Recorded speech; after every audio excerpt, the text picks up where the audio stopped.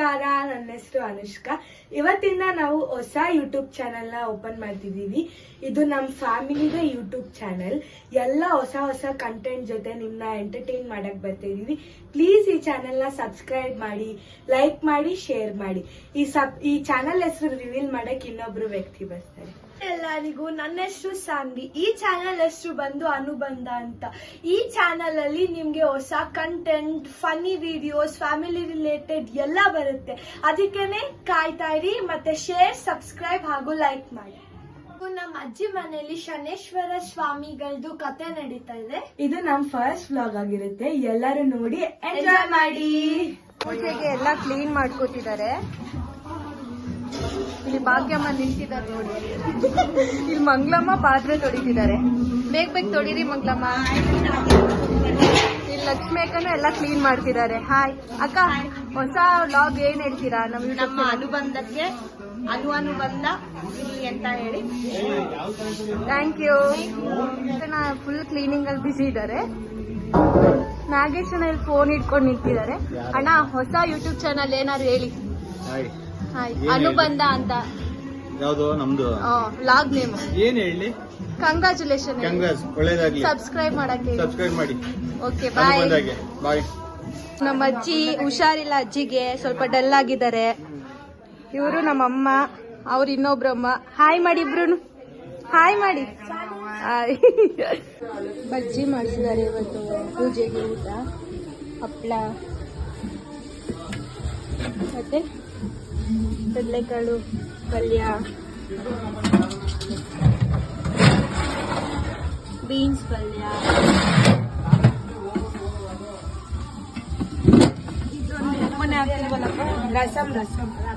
ರಸಮ್, ಅದು ಉಪ್ಪಿನಕಾಯಿ, ಇದು ಕ್ಯಾಬೇಜ್ ಪಲ್ಯ, ಹೆಸರು ಬೇಳೆ, ಪಾಯಸ, ಮೊಸರು ಬಜ್ಜಿ. ಇಷ್ಟು ಊಟ ಮಾಡಿಸಿದ್ದಾರೆ. ಇನ್ನೂ ಇದೆ ಸಾಂಬಾರು, ಅನ್ನ ಎಲ್ಲ. ಆಮೇಲೆ ಡ್ರೈ ಜಾಮೂನ್ ಎಲ್ಲ ಇದೆ. ಅದೆಲ್ಲ ಫ್ರಿಜ್. ಸಾಂಬಾರೆಲ್ಲ ಇವಾಗ ಸಾಂಬಾರು, ಬಾತು, ಮಜ್ಜಿಗೆ, ಗೈಸ್ ಎಲ್ಲರೂ ಊಟ ಮಾಡ್ತಾ ಇದ್ದಾರೆ. ಇವರೇ ಮೇನು ಗೈಸ್, ಚಾನಲ್ ಹೆಡ್ಡು. ಚಾನಲ್ಗೆ ಆಲ್ ದ ಬೆಸ್ಟ್. ಅನುಬಂಧ ಚಾನಲ್ಗೆ ಆಲ್ ದ ಬೆಸ್ಟ್. ಸರಿ, ಅನುಬಂಧ ಅಂತ ವ್ಲಾಗ್ ಸ್ಟಾರ್ಟ್ ಮಾಡಿದೀನಿ. ಆಲ್ ದ ಬೆಸ್ಟ್ ಹೇಳಿ. All the best. ಅನುಬಂಧ ಚಾನಲ್ಗೆ ಆಲ್ ದ ಬೆಸ್ಟ್. ಚಾನಲ್ಗೆ all the best. Thank you.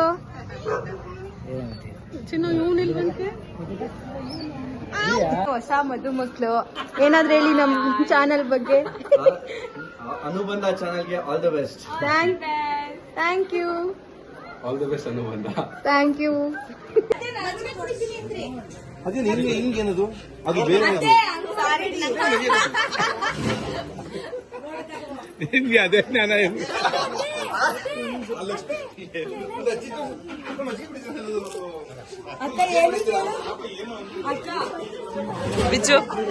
Vijay say hi.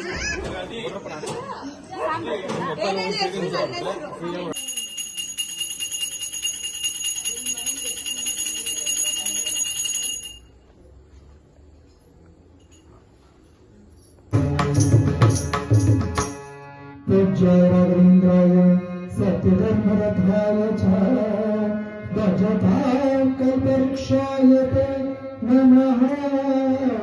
नमतां कामधेनुरे नमतां कामधेनुरे नमः. नमतां कामधेनुरे नमतां कामधेनुरे नमः.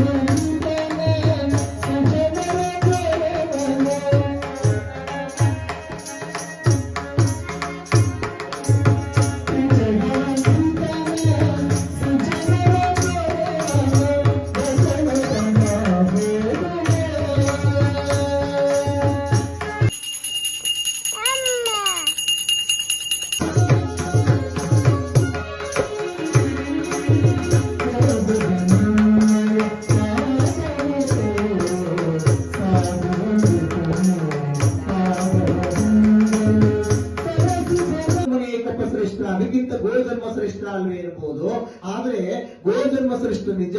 ಗೋ ಜನ್ಮದ ಕರ್ತವ್ಯ ಏನಪ್ಪಾ ಅಂದ್ರೆ ನಾವು ಹುಲ್ಲಾಕುದು ಉಳುಮೆ ಇದ್ದದೆ ಕೆಲಸ ಕಂಡು ಕೆಲಸ ಮಾಡ್ತದಷ್ಟೇ ಆದ್ಯ ಕರ್ತವ್ಯ. ಮನುಷ್ಯನ ಏಕಪ್ಪ ಶ್ರೇಷ್ಠ ಅಂದ್ರೆ ಮನುಷ್ಯನಲ್ಲಿ ಯೋಚನೆ ಮಾಡ್ತಕ್ಕಂಥ ಶಕ್ತಿ ಇದೆ, ಚಿಂತನಾ ಶಕ್ತಿ ಎನ್ನತಕ್ಕಂಥದ್ದು, ಬುದ್ಧಿಶಕ್ತಿ ಎನ್ನತಕ್ಕಂಥದ್ದನ್ನು ಭಗವಂತ ಮನುಷ್ಯನಿಗೆ ಅಲ್ಲದೆ ಮತ್ತೆ ಯಾವ ಪ್ರಾಣಿ ಪಕ್ಷಿಗೂ ಸುಖ ಕೊಡ್ಲಿಲ್ಲ. ಆದ್ದರಿಂದ ಈ ಮಾನವ ಜನ್ಮವನ್ನ ಬಹಳ ಶ್ರೇಷ್ಠ ಅಂತ ಹೇಳಿದ್ರು. ಅದಕ್ಕೆ ಪುರಂದರದಾಸರು ಹೇಳ್ತಾರೆ, ಮಾನವ ಜನ್ಮ ದೊಡ್ಡದೋ ಉಚ್ಚಪ್ಪಗಳಿಲ್ಲ, ಮನುಷ್ಯನ ಜನ್ಮ ಬಹಳ ದೊಡ್ಡದು. ಏಕೆಂದ್ರೆ ಒಬ್ಬ ಮನುಷ್ಯನ ಹುಟ್ಟು ಬರಬೇಕು ಅಂದ್ರೆ ಅಷ್ಟು ಸುಲಭ ಅಲ್ಲ. ತನ್ನ ತಂದೆ ತಾಯಿ ಮಾಡಿರ್ತಕ್ಕಂಥ ಪೂರ್ವಾರ್ಜಿತ ಪುಣ್ಯದ ಫಲದಿಂದ ಮನುಷ್ಯನ ಹುಟ್ಟಿ ಪ್ರಪಂಚಕ್ಕೆ ಬಂದಿರುವ ಈ ಪ್ರಪಂಚಕ್ಕೆ ಬಂದ್ಮೇಲೆ ಈಗ ಇದ್ದು ನಾಳೆ ಹೋಗತಕ್ಕಂತ ವಸ್ತು ಹೆಣ್ಣು ಮಣ್ಣಿಗೋಸ್ಕರವಾಗಿ ಈ ನಿನ್ನ ಜನ್ಮನ ನೀನು ವ್ಯರ್ಥ ಮಾಡ್ಕೊಂಡು ಹುಚ್ಚನಾಗಿ ನೀನು ಅಲಿದ್ಯಪ್ಪ, ಹುಚ್ಚನಾಗಿ ನೀನು ಅಲಿಬೇಡ. ಇದ್ದಷ್ಟು ದಿನ ನೀನು ಭಗವಂತನನ್ನ ಧ್ಯಾನ ಮಾಡುವಂತ ಹೇಳ್ತಾರೆ ಪುರಂದರದಾಸರು. ಭಗವಂತನ ಆರಾಧನೆಗೆ ಇಂದ ರಾಜ ಮಹಾರಾಜರ ಕಾಲದಲ್ಲಿ ಯಜ್ಞಯಾಗಾದಿಗಳನ್ನ ಆಚರಣೆ ಮಾಡಬೇಕಿತ್ತು. ಯಜ್ಞಯಾಗಾದಿಗಳಿಗೆ ಹಣಬಲ, ಜನಬಲ, ಶಕ್ತಿ ಬಲ, ಯುಕ್ತಿ ಬಲ ಎಲ್ಲಾ ಬಲವೂ ಬೇಕಿತ್ತು. ಆದ್ರೆ ಇವತ್ತು ಯಾವ ಬಲವೂ ಬೇಡ. ಮನುಷ್ಯನನ್ನು ಶುದ್ಧವಾಗಿ ಇಟ್ಕೊಂಡು ಗೋವಿಂದ ಅನ್ನೋ 3 ಅಕ್ಷರದಿಂದ ಇವತ್ತು ನಾವು ಭಗವಂತನನ್ನು ಮೆಚ್ಚಿಸಬಹುದು. ಆದ್ರೆ ಭಗವಂತನನ್ನ ಧ್ಯಾನ ಮಾಡುವಂತ ಹೇಳ್ತಾರೆ. ಭಗವಂತನ ಆರಾಧನೆಗೆ ಹಿಂದೆ ರಾಜ ಮಹಾರಾಜರ ಕಾಲದಲ್ಲಿ ಯಜ್ಞಯಾಗಾದಿಗಳನ್ನ ಆಚರಣೆ ಮಾಡಬೇಕಿತ್ತು. ಯಜ್ಞಯಾಗಾದಿಗಳಿಗೆ ಹಣಬಲ, ಜನಬಲ, ಶಕ್ತಿ ಬಲ, ಯುಕ್ತಿ ಬಲ ಎಲ್ಲಾ ಬಲವೂ ಬೇಕಿತ್ತು. ಆದ್ರೆ ಇವತ್ತು ಯಾವ ಬಲನು ಬೇಡ. ಮನಸ್ಸನ್ನೊಂದು ಶುದ್ಧವಾಗಿ ಇಟ್ಕೊಂಡು ಗೋವಿಂದ ಅನ್ನೋ 3 ಅಕ್ಷರದಿಂದ ಇವತ್ತು ನಾವು ಭಗವಂತನನ್ನ ಮೆಚ್ಚಿಸಬಹುದು. ಆದ್ರೆ ನಮ್ಮ ಸಮಾಜ ಇವತ್ತು ಗೋವಿಂದ ಬೇಕಾರಿಸೋದು ತುಂಬಾ ಕಷ್ಟಕ್ಕೆ ಬಂದಿರತಕ್ಕಂಥ ಪರಿಸ್ಥಿತಿ ಇವತ್ತು ನಮ್ಮಲ್ಲೇ ಬಂದಿರತಕ್ಕಂಥದ್ದು. ಅದಕ್ಕೆ ನಮ್ಮ ಹಿರಿಯರು ಏನ್ ಮಾಡಿದ್ರು, ಮನುಷ್ಯನಾದವನು ಪ್ರತಿದಿನ ದುಡಿಯುತ್ತಾ ಅವನು ಭಗವಂತನನ್ನು ಮರೀತಾನೆ. ಮರಿಬಾರದು ಅನ್ನೋ ಕಾರಣಕ್ಕೋಸ್ಕರ ಕೆಲವು ಸಂದರ್ಭಗಳನ್ನು ಮೀಸಲಾಗಿಟ್ರು. ಹಬ್ಬ ಹರಿದಿನಗಳು, ಕಥಾ ಕಾಲಕ್ಷೇಪ, ಪೂಜಾ ಕೈಂಕರ್ಯ, ಹೋಮ ಪುಣ್ಯಾದಿ ಕಾರ್ಯಕ್ರಮ ಅನೇಕ ತರದ ಮಾರ್ಗಗಳಿಗೆ ಕೊಟ್ಟರು. ಆ ಪ್ರಕಾರ ಬಂದಾಗ ಕಾರ್ತಿಕ ಮಾಸದಲ್ಲಿ ಸಕಲ ದೇವಾನುದೇವತೆಗಳಿಗೆ ವಿಶೇಷವಾಗಿರತಕ್ಕಂಥ ಪೂಜೆ, ಮತ್ತೆ ಶನಿದೇವರಿಗೆ ವಿಶೇಷವಾಗಿರತಕ್ಕಂಥ ಪೂಜೆ.